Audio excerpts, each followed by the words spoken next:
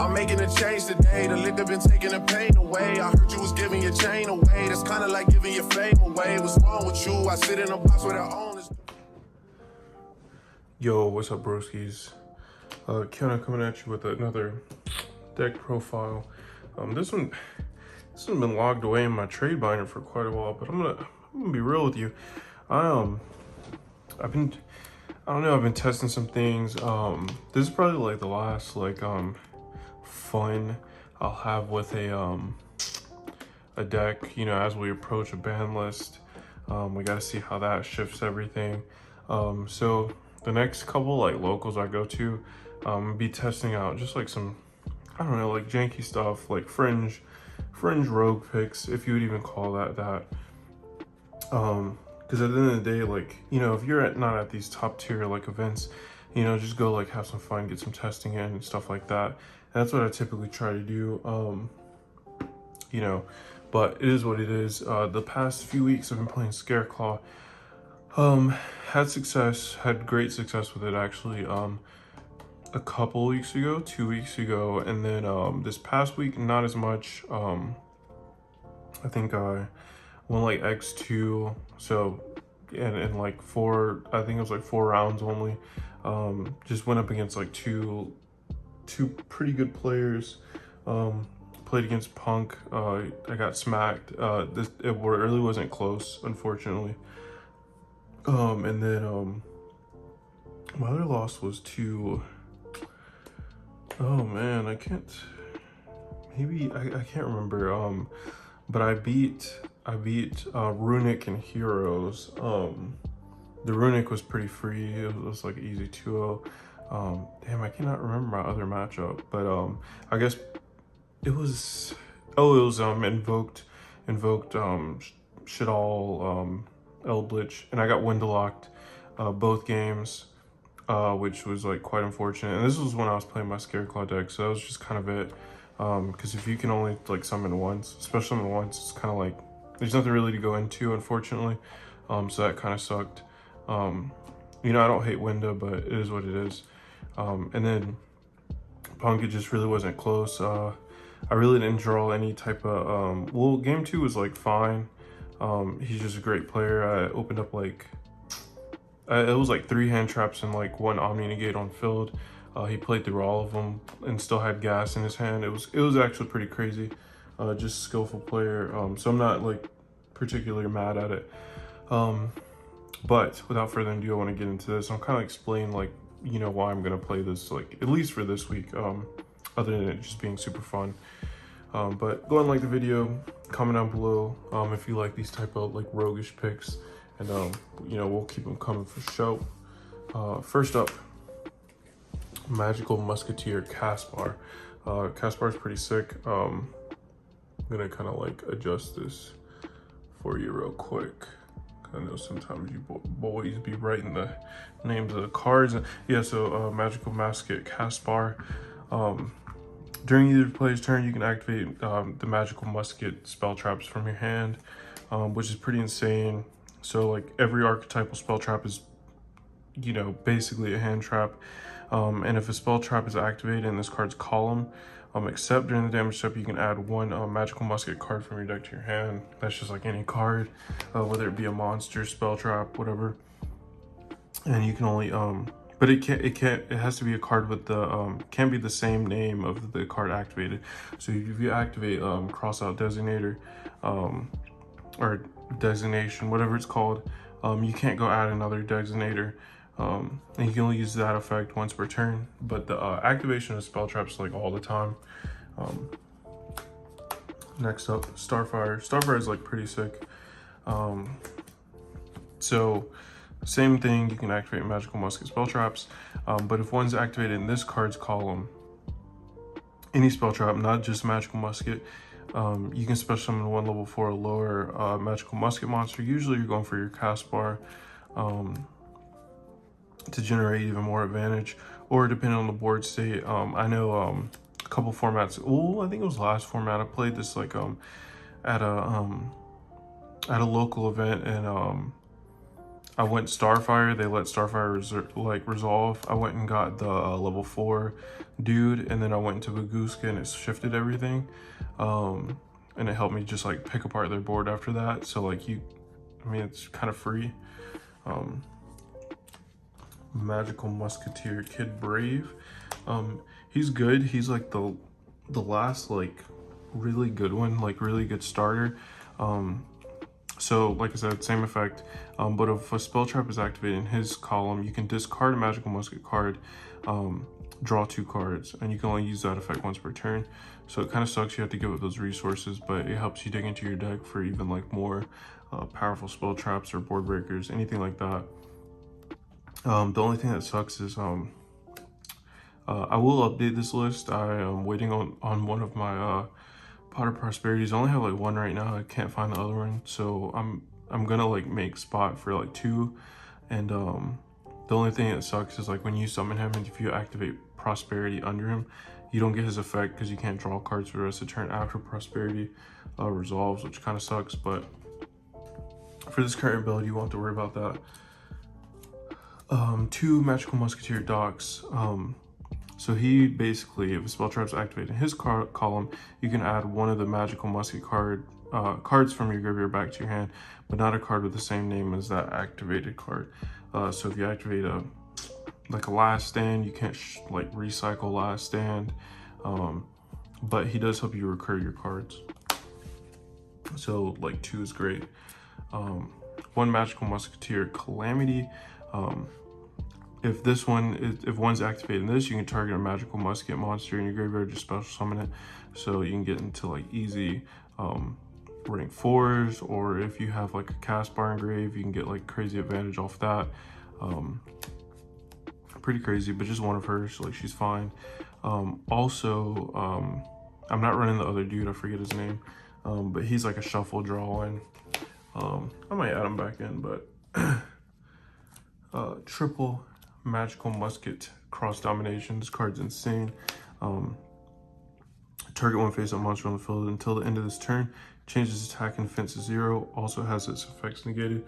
Since it does modify attack and defense stats, I always hold this for the damage step. It's insane, honestly. This card's broken. It's like the only... it's kind of like the only expensive card, if you want to call it that, in this deck. You can pick up this whole deck, like this current build, for like probably like $100, which sounds like a lot, but it's like budget. Like given today's like game, you know, if you've just looked up the Sprite Core, for example, it's like 3 times that budget. But I think the last time I checked, these were only like $8.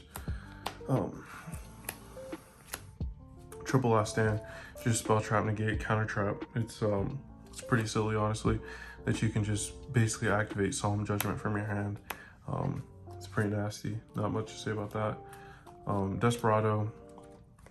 This is like it's just your popper. Just target 1 face-up card on the field, destroy it.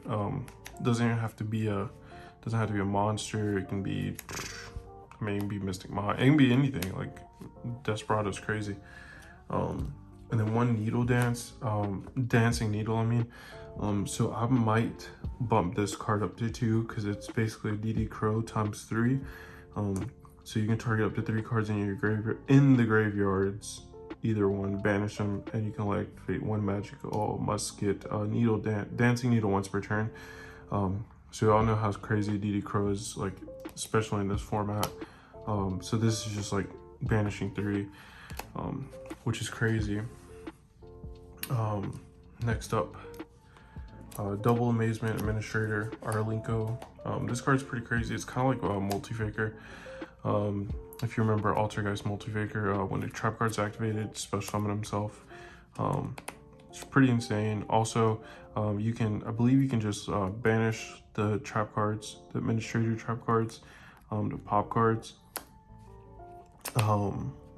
So he's pretty sick. Yeah, you can banish any number of attraction traps from your graveyard, then target that many cards your opponent controls, destroy them. You can only use each of the effects once per turn. If a trap card is activated, You can special summon them. If your opponent normal or special summons a monster, you can target one of those face-up monsters they control, equip one attraction trap card from your deck to that target, which I will explain the trap card when I come up. Amazing time ticket. If it's your turn, you add one amazement card from your deck to your hand. If it's your opponent's turn, set one attraction trap. So you always want to like activate this on your turn, of course. Even though the trap card is a Book of Moon, you get even more advantage of like you're activating this on your turn, especially under one of your magical muskets like Caspar or something. So you can go Caspar, amazing ticket, search your Arlinko, Caspar, add like a trap, pop a card, Arlinko come down. It's just crazy advantage. And then Amaze Attraction Whorehouse. So this is just the Book of Moon. So basically, if it's so target one amazing monster you control or one face-up monster your opponent controls, equip this card to it.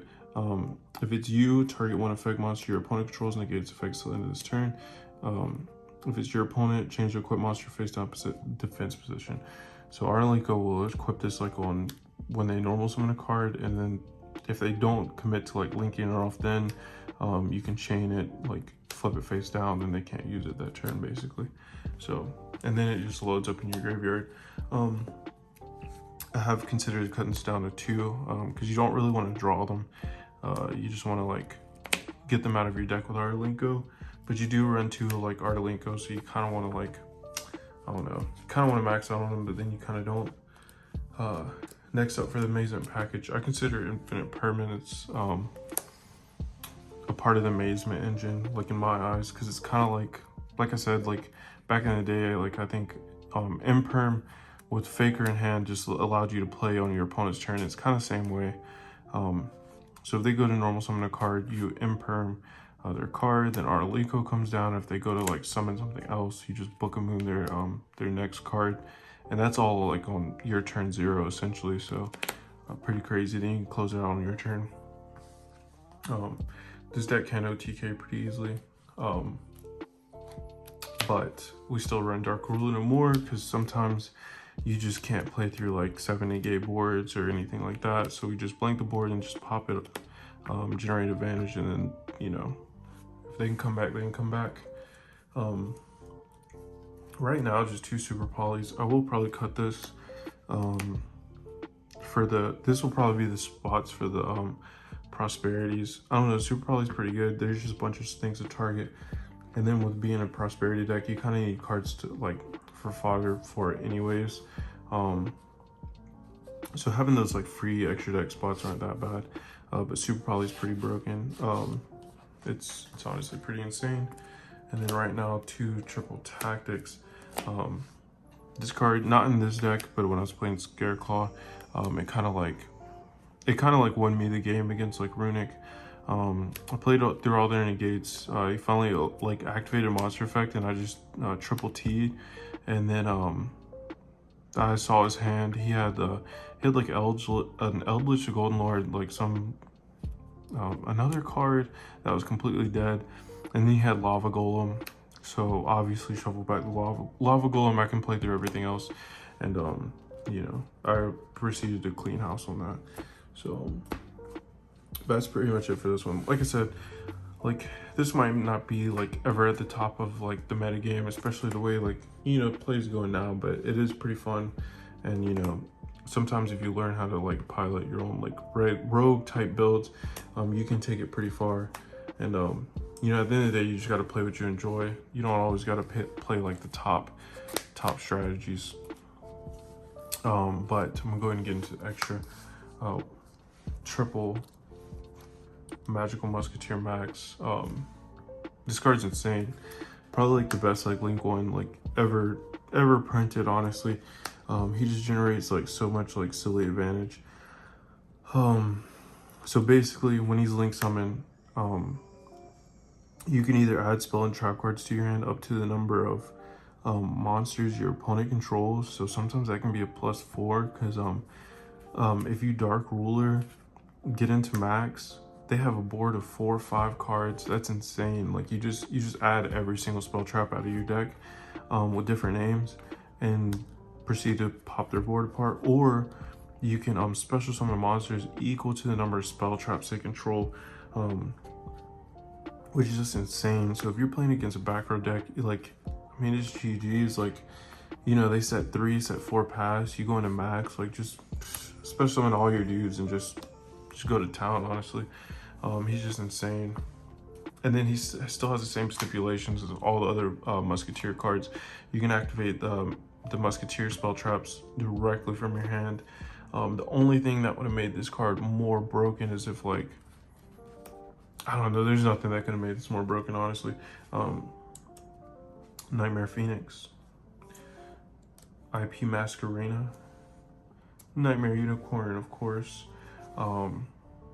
Crusader Avermax, because it's super easy to get into.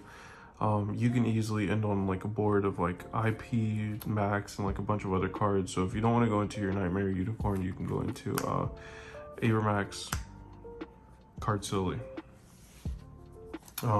Borla, just because, like, I don't know, you can do anything at this point. You can even run you like a small Hawk engine if you want, like a Hawk Sling engine. Dweller,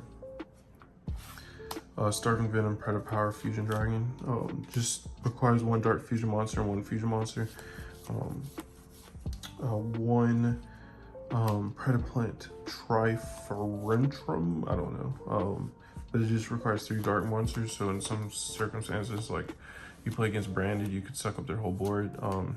Branded's pretty popular at my current locals.